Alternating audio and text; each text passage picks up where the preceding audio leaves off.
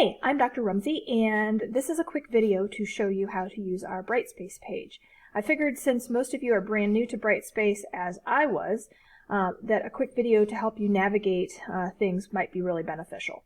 So let's get started. The first thing to know is that what you're looking at here is our course Brightspace page. To get here, you need to go to purdue.brightspace.com, click on the Fort Wayne link, log in, and then click on our course. And then this is where it should land you. I'm showing you the student view, so to speak, so this should be pretty much exactly what you see in front of you.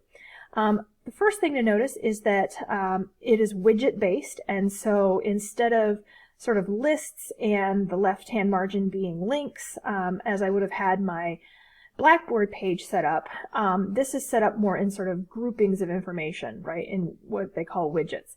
So the first one is announcements. First you'll see here that there is a welcome. It has my contact information. That's really important. The other thing you'll notice is that there's this Brightspace navigation intro. Down here you're going to notice more text goes here. Well, that's where the link to this video is going to go once I'm done creating it.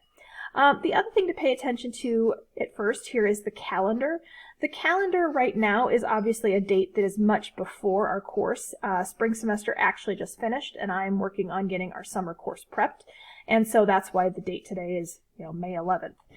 What you will see is more of this information, like your first quiz is due on Monday the 29th. Maybe that's Tuesday. I can't remember. The 29th of June. The thing to keep in mind with calendar is that this just shows you the deadlines of things that you're supposed to submit and or turn in. It doesn't show you the day-to-day schedule. I will show you that here in a minute. The next thing to notice is what's called the content browser. This is just essentially a list of the table of contents, right, of what goes on in the course, the different folders that are there. I've noticed over time that students in online classes often are not sure how to get started in a course, so I created a Getting Started folder, because that's what you do.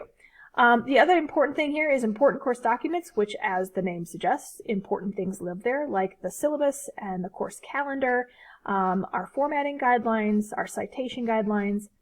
The other thing to notice here is that I have a weekly folder for each of the 6 weeks of our semester. And this is a tightened semester, of course, because it's summer, but each week that we come in, you'll see the dates that are listed, and all the things that you need to complete in that week are located here.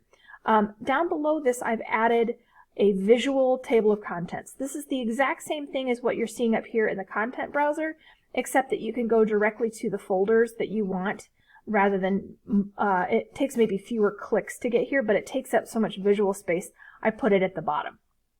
So my goal with these courses is always to make them the most navigable as possible, the easiest for you to find things, so that it's more intuitive. So that's what all the widgets are. The other thing to pay attention to is here at the top you've got these links across the top. Now these are actually pretty important, and so I would say that the ones I use the most are going to be content and grades. Now grades, obviously for you guys, if I click on that, these are some of the assignments. I'm not quite done with the course, so not everything is populated here, but you get the idea. All of the assignments are here, as well as what your grades, once I grade them, would be, and it helps you track what your progress is in the course. The other one that's important is content. If you click on content, it takes you to basically the last page, or the last folder you visited is where it starts. So the last time I was clicking through, I was in the Getting Started folder, and so that's what you're seeing here. But this table of contents along the side shows you all the folders of important things that are in them, and so it's another way to navigate to the folder that you need. So keep in mind there's 3 different ways to get where you need to go. The content browser, that visual table of contents at the bottom of the home screen, or you click on this content link. I prefer the content link. I like that there's the links along here on the side. This most reminds me of what my Blackboard page, how I organized it in Blackboard. So for me to navigate through a lot of things, this is the site that I like to go to best. Now, a couple things just on how my course operates. Remember I said that the calendar here is only going to show you the deadlines of things that you're submitting. Well, there's other work to be done in the course. And so what I'm going to show you is you could either go to Getting Started, but they really actually live in important course documents, is the calendar. And if I open the calendar, what you're going to see here is it's a Word document. I've turned it into a PDF. It should be pretty easy to view. Every single day I outline what it is that you're supposed to do. So you can go through and you can see that. I highlight or I make blue anything that you actually have to submit. The course runs on a Monday through Thursday schedule in the summer, simply because I kind of like a long weekend, and I thought maybe you guys would too, so I did it that way. And so you can see what the actual deadlines are. This is a document version, and it is actually the thing that guides how the course functions and what you're supposed to do every day. Remember that calendar only links you to these due dates, like this one and then this one, that kind of thing. So that is the basis of our course. I'll click back to home page. Obviously, if you have any questions, you can contact me here at Rumsey's,